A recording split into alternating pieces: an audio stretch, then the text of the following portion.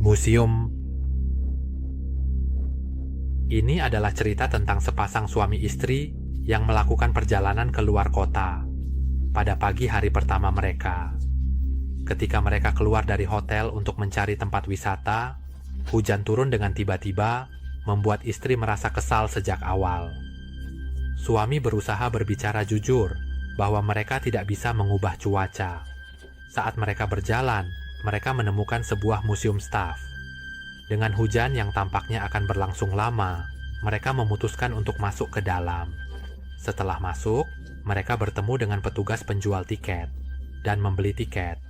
Istri mengatakan bahwa di dalam ada bau yang sangat kuat, seperti bau sampah. Suami menjelaskan bahwa itu mungkin bau bahan yang digunakan untuk staf hewan. Petugas memberikan 2 tiket dan berharap mereka menikmati kunjungan mereka. Begitu mereka masuk, mereka melihat banyak hewan staf dari berbagai spesies, mulai dari babi, anjing, ayam, hingga harimau, singa, kanguru, dan bahkan koala.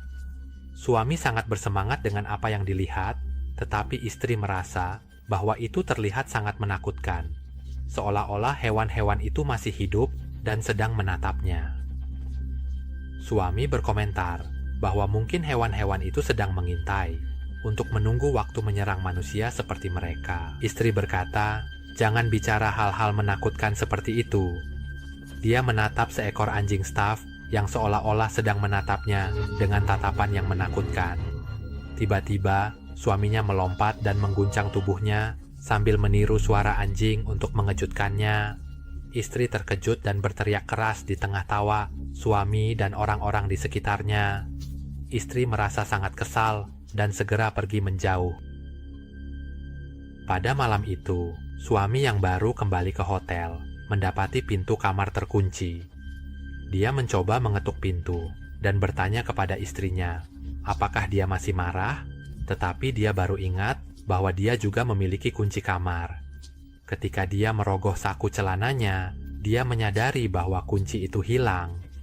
Dia pun berjalan kembali ke tempat yang pernah dilaluinya dan akhirnya sampai di museum. Saat itu sudah mulai larut malam dan dia berpikir bahwa museum mungkin sudah tutup. Namun, ketika dia melihat lebih dekat, lampu di pintu masuk masih menyala. Dia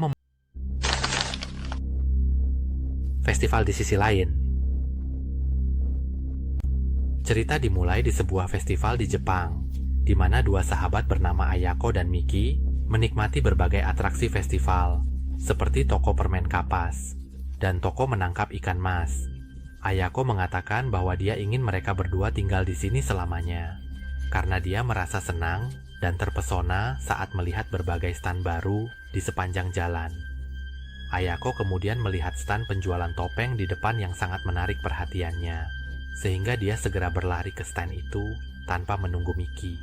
Ketika dia menoleh kembali, Miki sudah menghilang. Dia pun mengeluh pada dirinya sendiri. Miki kemana ya? Dia berusaha berteriak memanggil Miki. Miki, kamu di mana? Tiba-tiba ada suara yang menjawabnya. Di sana, di sisi lain. Dari salah satu topeng yang tergantung. Dia menoleh ke arah suara itu, yang berasal dari topeng yang tergantung. Tetapi semuanya tampak normal. Jadi dia berpikir, mungkin dia hanya berhalusinasi. Tidak mungkin ada topeng yang bisa berbicara. Tiba-tiba, cahaya hijau perlahan-lahan muncul dari sisi lain. Festival disertai suara lonceng dan sesuatu yang sedang merintih dari sana. Ketika dia melihat ke arah sumber suara, orang-orang yang sebelumnya berjalan hilang semua. Ketika dia memperhatikan lebih dekat, itu tampak seperti parade biasa. Tetapi parade itu dipimpin oleh banyak roh, dan yang diarak adalah kepala besar dengan mulut lebar yang bergerak-gerak, menakutkan, sambil tertawa pelan. Roh-roh itu mengucapkan kalimat yang sama berulang-ulang. Ayako hampir pingsan, kakinya lemas, dan dia jatuh ke tanah, berusaha berlari menjauh dari tempat itu secepat mungkin. Hingga dia sampai di toko menangkap ikan mas. Dengan napas yang tersengal, dia bertanya kepada pemilik toko, apakah dia melihat temannya, tetapi pemilik toko tidak menjawab dan perlahan-lahan menoleh dengan wajah yang berubah menjadi ikan mas besar dengan mata melotot yang menakutkan. Ayako berteriak dan berlari menuju toko permen kapas yang sebelumnya dia kunjungi, bertanya kepada Pak Tua apakah dia melihat temannya. Kali ini, Pak Tua itu tidak menoleh, tetapi Ayako melihat dia menjulurkan lidah panjangnya yang terjalin menjadi gumpalan permen kapas. Ayako hampir pingsan sebelum berlari keluar, sementara di sepanjang jalan, hantu dan makhluk menakutkan terus mengganggunya. Dia berlari sambil berteriak memanggil Miki. Kemudian, ada suara memanggil Ayako dari belakangnya. Ketika dia menoleh, dia melihat Miki yang tersesat di jalan. Miki kemudian mengambil tangan Ayako dan berkata, "Ayo cepat pergi." Ayako berlari mengikuti Miki dan bertanya, "Kita mau kemana?" Namun pertanyaan Ayako tidak dijawab. Miki berhenti sejenak dan menjawab, "Kita akan pergi ke sana." Wajah Miki kemudian berubah menjadi seperti topeng di festival. Suara teriakan Ayako kemudian menggema di seluruh festival.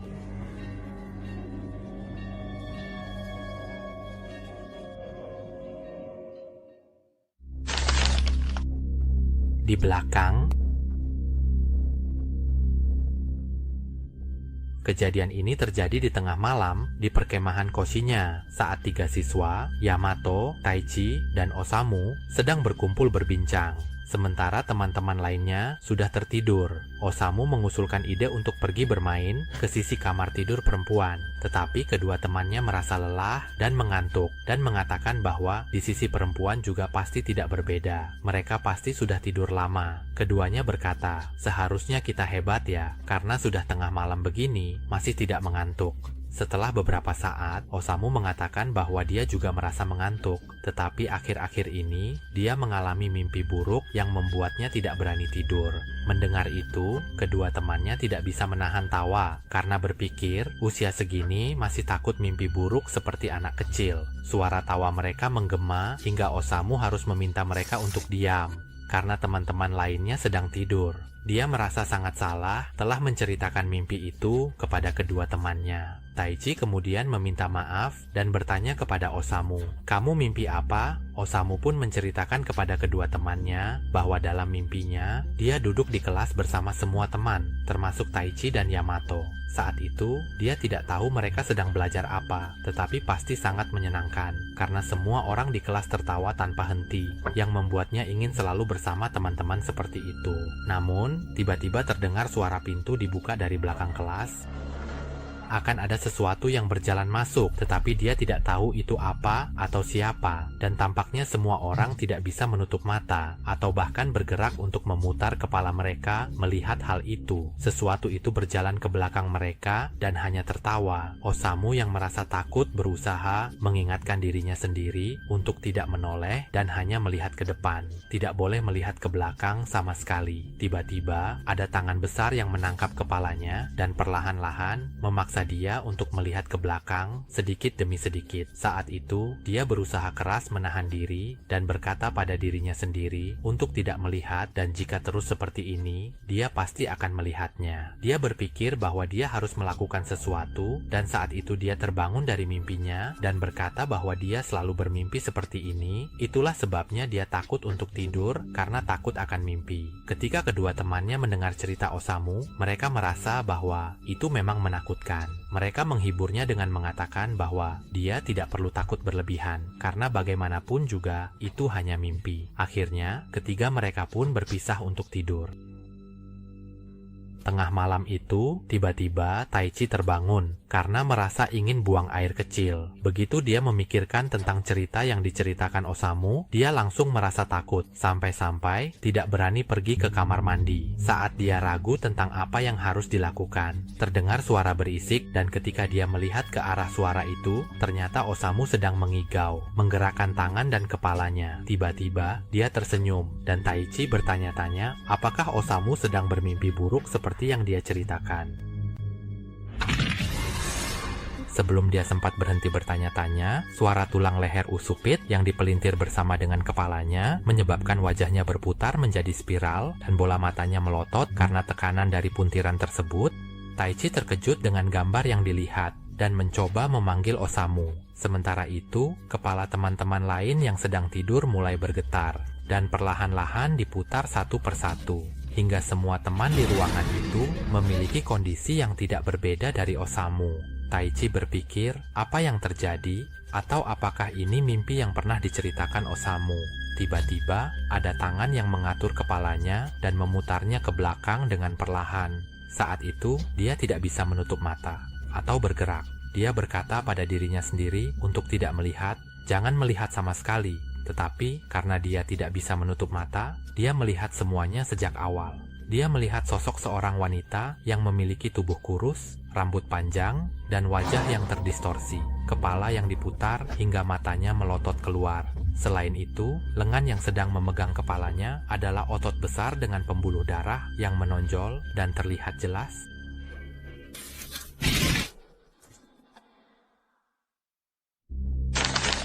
Boneka Hina. Cerita dimulai pada tengah malam ketika sekelompok mahasiswa yang terdiri dari Haru, Onobu, Kengo, dan Yumi ingin menguji keberanian mereka dengan tantangan berburu hantu di sebuah rumah kosong. Ketika mereka tiba di depan pintu, mereka menemukan bahwa pintu rumah itu masih terbuka, yang mungkin menunjukkan bahwa seseorang telah masuk sebelumnya. Halo menggunakan senter untuk memimpin semua orang masuk ke dalam. Di sepanjang jalan di lorong rumah, mereka berdiskusi tentang sejarah rumah kosong ini, mengatakan bahwa keluarga yang pernah tinggal di sana telah menghilang secara misterius, dan terdengar bahwa masih ada masalah terkait utang. Mereka masuk ke sebuah ruangan di mana terdapat altar dan rak yang berisi boneka salju. Boneka Hina dihias untuk festival perayaan anak perempuan di Jepang, sesuai kepercayaan bahwa itu akan membuat putri mereka sehat dan bahagia. Festival ini kadang-kadang disebut Festival Anak Perempuan, dan diyakini bahwa boneka Hina akan melindungi orang dari nasib buruk dengan menyerapnya. Namun tampaknya rumah kosong ini pernah dihuni oleh seorang gadis kecil. Nobuko bertanya-tanya jika boneka-boneka ini membantu dan melindungi orang di rumah, mengapa keluarga ini masih menghilang? Saat itu, Yumi memperhatikan bahwa ada satu boneka ratu yang hilang. Nobuko mengatakan bahwa mungkin itu adalah ulah orang yang masuk sebelumnya yang ingin mencoba sesuatu dan membawanya pergi. Semua masih penasaran mengapa hanya boneka ratu yang diambil. Sementara itu, mereka juga merasakan suasana menyeramkan yang menyebar tanpa bisa dijelaskan. Nobuko dan Yumi berpikir untuk mencoba membawa pulang satu boneka juga dan tertawa geli, hingga mereka menemukan tangga dan berjalan naik untuk memeriksa lantai 2, tetapi sebelum mereka naik, mereka merasakan sesuatu yang menakutkan di sekitar sana. Setelah mereka naik ke lantai 2, mereka masuk ke sebuah ruangan dan menemukan cermin 3 sisi. Haru mengatakan bahwa rumah ini memang cocok untuk menguji keberanian mereka, tetapi jika Nobuko diminta untuk melihat ke cermin itu, dia menolak. Karena dia tahu bahwa menurut kepercayaan, salah satu cermin akan menunjukkan wajah kita saat mati. Haru kemudian berkata, "Baiklah, kalau begitu kita semua lihat bersama-sama," dan mereka berjalan mendekati cermin itu. Ketika dibuka, cermin itu hampir tidak terlihat karena penuh debu. Dia berkata, "Kalau tidak terlihat seperti ini, pasti tidak menakutkan," sambil mengusap debu. Tiba-tiba, pintu di cermin itu terbuka sedikit. Haru sangat terkejut dan melihat ke pintu asli di belakangnya yang masih tertutup. Dia memberitahu semua orang bahwa dia melihat pintu di cermin itu terbuka. Haru berpura-pura berani, tetapi sebenarnya dia juga takut dan mungkin hanya berkhayal. Dia kemudian berteriak agar Nobuko diam dan melihat ke cermin lagi. Saat itu, Nobuko melihat sesuatu di cermin yang membuatnya menatap cermin dengan serius. Dan apa yang dia lihat adalah pintu di cermin itu telah terbuka. Semua orang kembali melihat ke pintu asli yang masih tertutup dan berbalik ke cermin. Kali ini, mereka melihat hantu boneka Hina muncul di pintu. Semua orang sangat ketakutan karena hantu boneka Hina itu bergerak mendekat dari belakang dan lebih besar dari manusia, lalu condong ke arah Yumi. Yumi yang merasa takut pun membalikkan wajahnya dari cermin. Tetapi dalam cermin, dia sudah ditangkap. Haruo berteriak meminta hantu itu berhenti saat dia meminta pertolongan. Tetapi hantu itu menculiknya dan menutup pintu. Ketika semua orang berbalik, Yumi masih berdiri di tempatnya, tetapi dalam keadaan syok dan terjatuh. Ketiga orang itu tampak sangat ketakutan. hingga Nobuko berkata agar mereka segera melarikan diri, meninggalkan Yumi di belakang. Namun, orang keempat. Kejadian ini terjadi di sebuah sekolah menengah. Saat pulang sekolah, dua siswi sedang berbincang dengan guru yang baru saja selesai mengajar tentang manusia yang menangkap tangan. Dia bertanya, apakah guru tahu tentang cerita ini? Dikatakan bahwa ada orang aneh yang berdiri di tepi jalan di malam hari, dan ketika melihat seseorang lewat, mereka akan mencoba mengulurkan tangan untuk meminta menggenggam tangan. Guru mengatakan mengapa itu terdengar sangat menakutkan. Gadis-gadis itu melanjutkan bahwa jika menolak untuk menggenggam, mereka akan mengatakan bahwa kita adalah orang jahat dan akan menghukum kita menjadi daging. Selain itu, manusia yang menangkap tangan tidak hanya ada satu. Mereka juga mengatakan bahwa 5 orang harus menggenggam tangan dengan manusia yang menangkap tangan keempat tanpa terkecuali. Guru bertanya, lalu jika tidak sengaja menggenggam, apa yang akan terjadi? Dia menjawab bahwa itu akan menggigit tangan kita sampai putus. Sementara mereka berdua menceritakan, mereka masih merasa takut dengan cerita horor itu. Sementara itu, Riko yang memiliki tugas bersih-bersih pada hari itu juga mendengar cerita ini secara tidak langsung. Sebelum dia pulang dan berpikir bahwa mereka sangat bodoh karena percaya pada hal-hal yang tidak masuk akal. Di rumah Riko, saat dia sedang asik membaca buku, adiknya Naomi datang mengetuk pintu dan memberitahunya bahwa dia lupa membawa buku PR dari sekolah. Jadi dia ingin Riko membawanya untuk mengambilnya. Ketika keduanya sampai di sekolah, suasana saat itu sangat mencekam dan sunyi, sehingga Riko berkata bahwa sekolah di malam hari sangat menakutkan. Ayo cepat ambil buku dan pulang, katanya. Setelah menemukan buku PR, keduanya segera berbalik, tetapi Riko terkejut ketika melihat Halloween yang berdiri diam tanpa suara. Mereka kemudian memberitahunya bahwa mereka lupa barang, tetapi sekarang sudah menemukannya dan akan segera pulang. Dalam perjalanan pulang, Naomi bertanya kepada Riko mengapa dia sangat terkejut ketika melihat Halloween tadi. Dia menjawab, siapa yang tidak terkejut, tiba-tiba ada yang berdiri di belakang dengan diam. Setelah beberapa saat, keduanya bertemu dengan bayangan aneh di depan yang perlahan-lahan mendekati mereka. Riko mulai berkeringat karena cerita yang dia dengar tentang manusia yang menangkap tangan. Jadi dia berdiri diam sejenak. Namun, ternyata itu hanya seorang pria tua pemabuk. Dia kemudian bergumam pada dirinya sendiri bahwa cerita tentang manusia yang menangkap tangan mungkin hanya rumor belaka. Namun, setelah mereka berjalan beberapa saat, tiba-tiba muncul seorang pria besar yang sedang membungkuk dan mengulurkan tangan sambil berkata, "Genggam tanganku." Naomi berkata kepada Riko untuk segera pergi, tetapi Riko saat itu mendengar suara di kepalanya tentang manusia yang menangkap tangan yang mengatakan bahwa jika tidak mau menggenggam tangan mereka, mereka akan menghukumnya menjadi daging. Dia pun mengulurkan tangannya untuk menggenggam. Pria itu kemudian tersenyum lebar sebelum memberitahu Naomi untuk segera berjalan dan jangan menoleh ke belakang. Saat itu, Riko merasa sangat takut. Dalam perjalanan, dia melihat pos polisi dan berpikir bahwa jika polisi mengantarnya pulang, itu pasti lebih aman. Namun, ketika dia mendekati, dia malah bertemu dengan manusia yang menangkap tangan dalam seragam polisi, yang mengulurkan tangan untuk meminta menggenggam tangannya. Karena tidak ada pilihan lain, dia pun menggenggam tangannya dan berpikir dalam hati bahwa ini adalah orang kedua. Keduanya berusaha berlari sekuat tenaga, tetapi masih ada manusia yang menangkap tangan berpura-pura menjadi orang tua yang menghalangi jalan, membuatnya terkejut dan terjatuh sebelum pria itu mengulurkan tangan untuk meminta menggenggam tangannya lagi, sehingga dia harus menggenggam tangan orang ketiga. Kemudian dia segera berlari lagi, karena rumah mereka hanya di depan.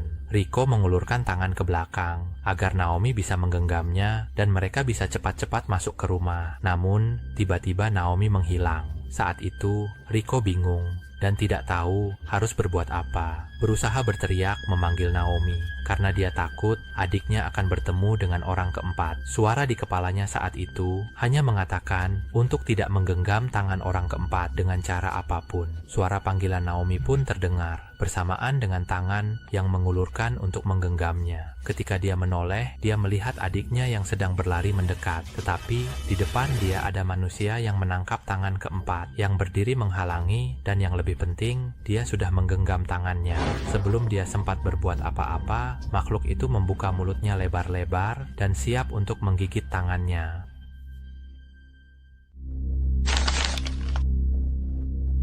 Kuda putar.